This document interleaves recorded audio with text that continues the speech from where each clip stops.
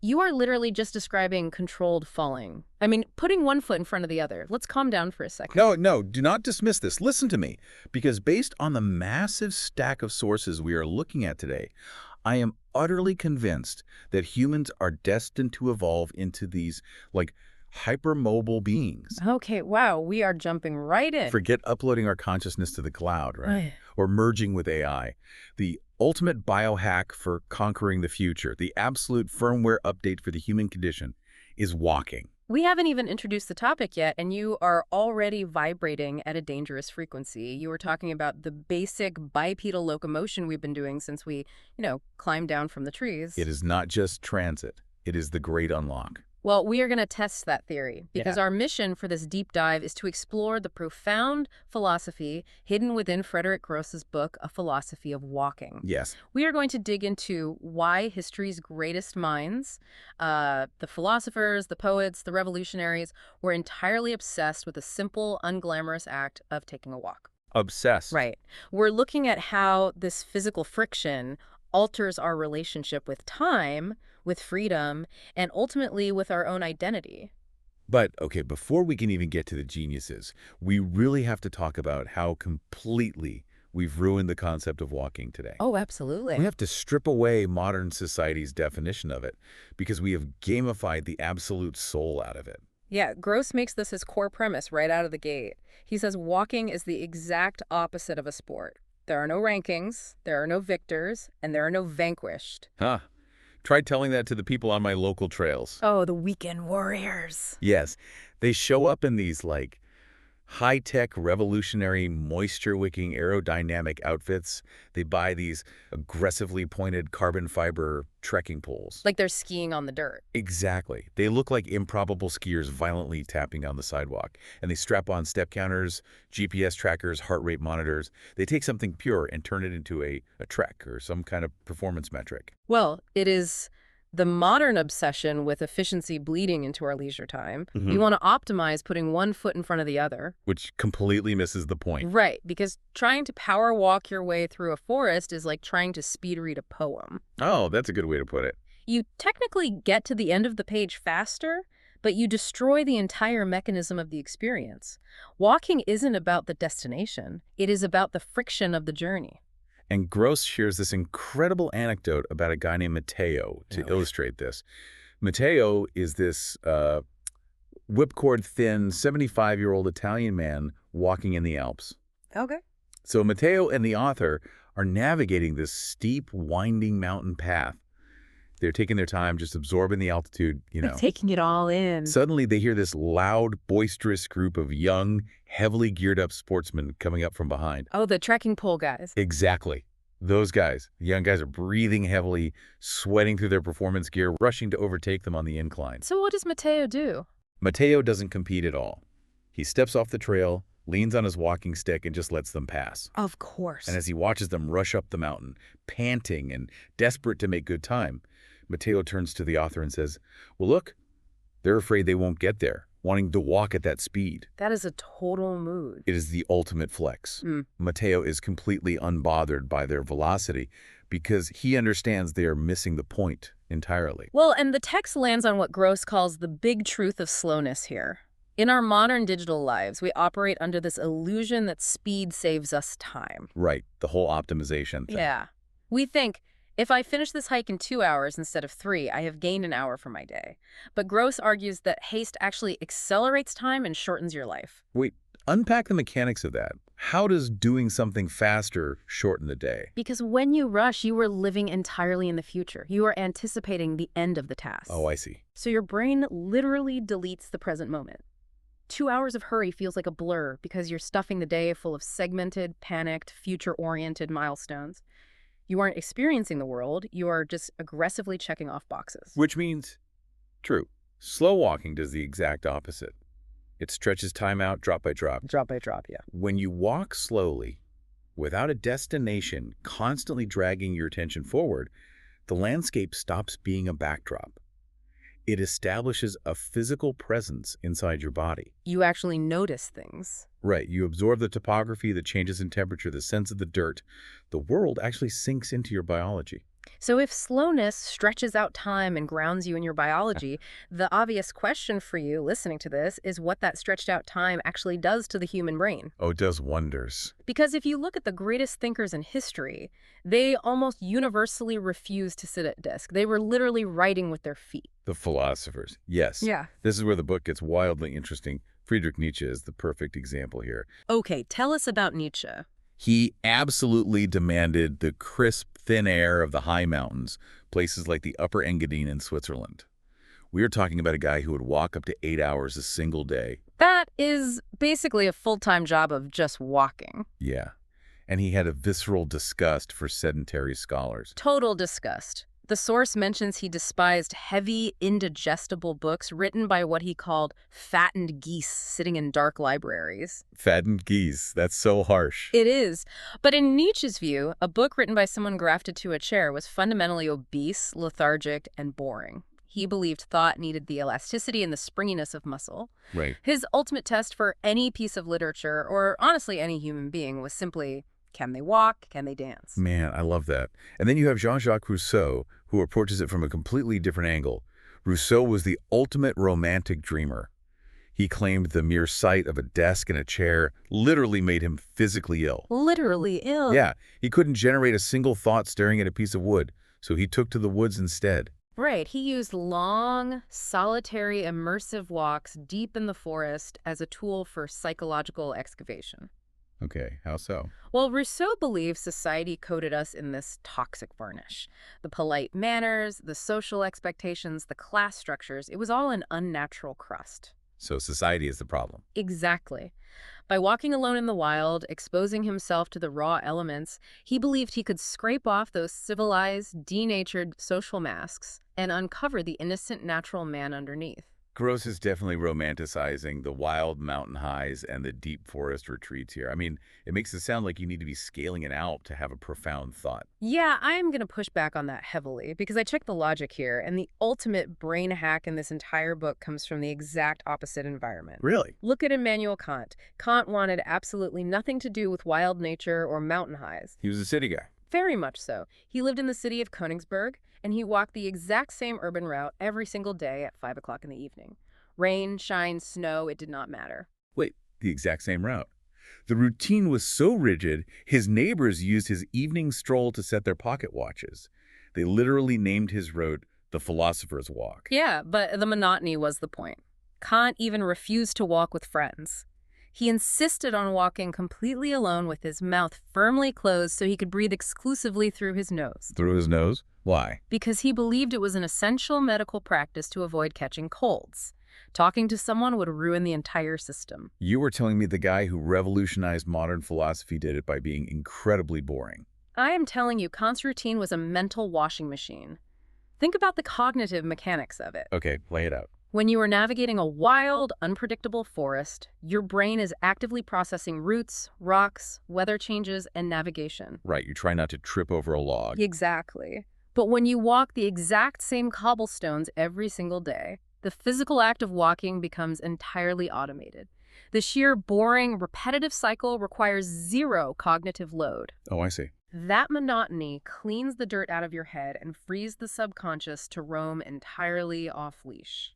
So it wasn't about the beauty of the landscape at all. It was about the strict discipline of the rhythm. Precisely. And Kant's obsession with order and symmetry was legendary, almost to a fault. The text highlights this hilarious anecdote where Kant was giving a lecture to his students. Oh, I love this one. He completely lost his train of thought and could barely function because he was so distracted by a student in the front row who was missing a button on his coat. A single missing button. Kant demanded the button be fixed or the coat removed entirely because his brain could not handle the visual asymmetry. Okay, I see your point. The rhythmic, monotonous movement creates a controlled environment.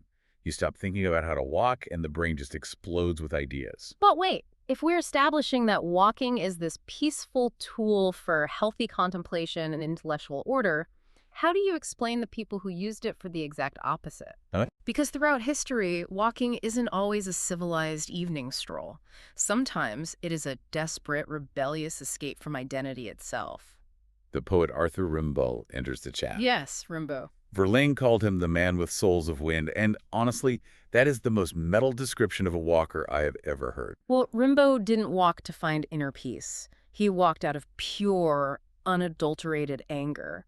His entire life was a furious flight. Just constantly running away. Right. He fled his mother, whom he chillingly referred to as the mouth of shadow. He fled the stifling, freezing boredom of his provincial hometown in the Ardennes. He would just walk out the door with fists stuffed in his torn pockets and head toward the horizon. And he just kept going. To Paris, to Brussels, crossing the Alps on foot, and eventually walking across the scorching, brutal deserts of Africa. It was relentless. It wasn't about connecting with nature. It was about completely obliterating his current reality. Walking was a tool to burn his identity to the ground and stay perpetually in motion. The physical endurance of his rage is terrifying, honestly. Even at the tragic end of his life, it didn't stop. Rimbaud developed a tumor in his knee and had to have his leg amputated. Wow. But he absolutely refused to accept stillness. He immediately ordered a custom 2-kilo wooden leg and talked obsessively about getting back on the dirt roads. The imagery of his final moments in the hospital is haunting. Lying on his deathbed, hallucinating in a fever delirium, he wasn't making peace. No. He was shouting at his sister, "Quick, quick, fasten the valises. Quick, they're expecting us." Even dying, his mind was packing its bags and heading for the door. Walking as a furious flight, it is a powerful concept. But this idea of using rootless wandering as a form of rebellion against society isn't unique to 19th century poets. The ancients perfected this as a form of social subversion. Oh, the cynics. We have to talk about Diogenes and the Greek cynics. Absolutely. They didn't just question social norms, they took a sledgehammer to them. They lived completely outside, sleeping in ditches or clay barrels. Very extreme. Very extreme. They ate raw meat in public squares. They used their physical bodies and their perpetual, rootless wandering to visibly mock the hypocrisies of the Greek elite. They were the ultimate minimalists. The text includes that famous story of Diogenes who had stripped away almost every possession he owned, observing a child at a public fountain. Oh, this story is amazing. So Diogenes sees this kid just cup his hands together, scoop up the water, and drink. And Diogenes, who carries virtually nothing, realizes he is still carrying a small wooden goblet in his pouch. So what does he do? He throws the goblet away in absolute triumph. He shouts that a child has beaten him in the art of living simply. He realizes that even a simple cup is an unnecessary tether to civilization. He conquered necessity. By needing nothing, the society around him had zero leverage over him. You can't threaten a man who is perfectly happy sleeping in the dirt. But society eventually caught on to the inherent danger of this kind of total independence. Yeah, the text outlines a fascinating shift. By the 19th century, the societal structures grew utterly terrified of vagabonds, tramps, and wanderers. It stopped being viewed as a philosophical choice and became a medical issue. Famous doctors, like the French neurologist Charcot, literally pathologized the act of wandering as a mental illness. You're killing my vibe with these facts. Are you serious? They looked at the freedom of the open road and classified it as a disease. I gave it a clinical diagnosis, dromomania, defined as the uncontrollable pathological urge to wander. Wow. Now, Gros frames this historically and economically in the text, and I want to be clear that this is an impartial look at the source's critique. According to the philosophers cited, this medicalization didn't happen because wandering was actually hurting anyone's health. Why did it happen then? It happened because wandering threatened the fundamental gears of the capitalist system. Because a capitalist society requires predictability. Precisely. Through the lens of these authors, the industrial system demands that you stay in one fixed location. You must live in a house, go to a factory or an office, produce goods, earn a wage, and then consume other goods. Right, the endless loop. And a person who simply walks away from that cycle, who refuses to produce or consume, is a wrench in the machinery. They viewed the vagabond as a direct threat to public order and economic stability. Well, to counter the 19th century doctors pathologizing the road, I will enthusiastically quote Jack Kerouac. Kerouac saw this exact same tension a century later and dreamed of a massive rucksack revolution. Okay, unpack Kerouac's vision for us. What exactly is a rucksack revolution? So Kerouac envisioned thousands of what he called Dharma bums. It was this wild fusion of beatnik wandering and Buddhist detachment. Interesting combo. Right. He imagined a generation of people strapping on rucksacks and simply wandering the world, flat out refusing to subscribe to the societal demand that they consume production. Just dropping out entirely. Yes.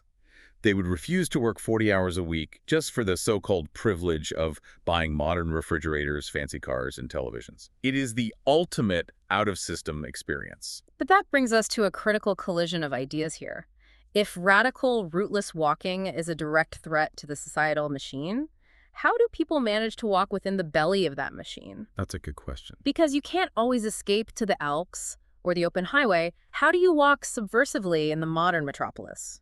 Because navigating the city is a completely different beast than climbing a mountain trail. You are surrounded by the exact capitalism you are trying to escape. Exactly. And the text introduces the concept of the urban flâner, a figure heavily analyzed by writers like Charles Baudelaire and Walter Benjamin. The flâneur. Yes. The flâneur is the ultimate urban stroller. They walk incredibly slowly through the rushing, hostile, highly competitive crowd of the metropolis, but instead of fleeing the crowd, they use the sheer density and anonymity of the city to hide in plain sight. Wait, how is walking slowly in a city subversive? Because they subvert the capitalist environment by refusing to interact with it on its own terms. They don't hold up a protest sign. They simply refuse to buy anything. Oh, I see. Benjamin describes them as urban foragers. While everyone else is rushing to an office to produce or rushing to a store to consume, the flâneur is just observing. They steal poetic images, fragments of conversations, and architectural details from the streets instead of consuming material goods. They turn the commercial city into a private aesthetic playground. They dodge the speed and the consumerism by basically weaponizing their own slowness. Exactly. But there is another, much louder way to walk within society, which is the collective march. If we look at Mahatma Gandhi, he saw walking not just as an individual escape, but as a display of ultimate collective humility and endurance. Gandhi really recognized the profound visual power of moving bodies. He did, and he explicitly contrasted the political protest march with the traditional military march. Right. The philosophers in our source material draw a very sharp line between these two types of collective movement. The military march is analyzed as an icy, top-down display of robotic control. Like a machine. Think of it like the massive steel gears of a factory. The military march is designed to turn individual humans into identical, interchangeable cogs. It is entirely about enforcing public order and projecting dominance through violent uniformity. And Gandhi's collective protest marches were the exact opposite. They were spontaneous, deeply joyful, and flowing. Flowing is a good word for it. Yeah, the philosopher Émile Chartier, who wrote under the name Alain, described a crowd in a protest march as undulating, like a massive piece of fine cloth in the wind. That is a brilliant visual because the military march is an algorithm, It's rigid, top-down, punishing any deviation. Right. But the political protest march, or even the slow stroll of the flâneur we were just talking about, is like open source code. It is messy, it is organic, it adapts to the obstacles in the environment, and it is entirely driven by the collective natural energy of the people involved. Like a river. Yes, or a massive flock of birds turning in the sky. There is no single leader micromanaging the exact angle of every footstep. The whole governs the parts naturally. The organic movement of human resistance. So, bringing all these historical sources from Kant's cobblestones to Rimbaud's deserts together, what is the ultimate big truth we can extract from Gross's philosophy here? I think the banter really settles on this fundamental reality. Walking forces us into our biology. Yeah. In a modern world where we are constantly floating in abstract digital anxieties, worrying about emails, social media, standing, or virtual economies, walking proves that we are, at our core, just flesh and bone moving across the dirt. It violently strips away our fabricated social masks. It deletes your CV, it deletes your digital avatar. When you are out on a long, exhausting walk, the trees do not care about your job title. They really don't. The gravel under your boots does not care about your follower count. The fatigue in your muscles is an undeniable truth. Walking physically connects you to the gravity of the earth. You have to take root with every single step, feeling the friction of the planet just to push off again. It is the ultimate reality check. Yeah. You cannot fake a 10-mile hike with a clever tweet. Your legs either possess the endurance to carry you or they don't. The mountain doesn't negotiate with your ego. Which brings us to the end of our deep dive today. And because we spent all this time talking about the visceral reality of the physical world, it means it's time for your homework assignment. I knew this was coming. I feel a trap closing. I'm assigning this directly to you and to you listening to us right now. Go outside for a walk today. But here are the non-negotiable rules. Oh boy. No phone in your pocket. Yeah. No step counter app running. No smartwatch tracking your heart rate or your caloric burn, and absolutely no destination in mind. You are just going to walk until the mental chatter of the future stops and you are forced into the present moment. You realize that intentionally doing absolutely nothing, without any screens or technology to distract my brain, sounds suspiciously like incredibly hard work, right? The silence. The silence is terrifying. The fact that you are terrified of an hour of silence means you need this assignment more than anyone. Fair enough. I accept the challenge. But since I refuse to track my steps or log my GPS coordinates, you're just going to have to take my word that I actually did it. I will hold you to it. And to leave you, our listener, with a final thought to mull over as you unlace your shoes and head out the door on your own walk. Let's hear it. We are currently hurtling toward a future heavily dominated by virtual reality, by instant global digital communication, by technologies explicitly designed to eliminate physical distance entirely. Sure. In a world that desperately wants you to sit perfectly still, in a comfortable chair, while your mind floats untethered in the cloud. Well, the simple physical friction of putting one foot in front of the other, that controlled falling we joked about at the very beginning, might just become the most radical, dangerous act of rebellion left to us. The ultimate biohack. The ultimate biohack. Yeah. Thanks for joining us on this deep dive. Now, get out there and walk.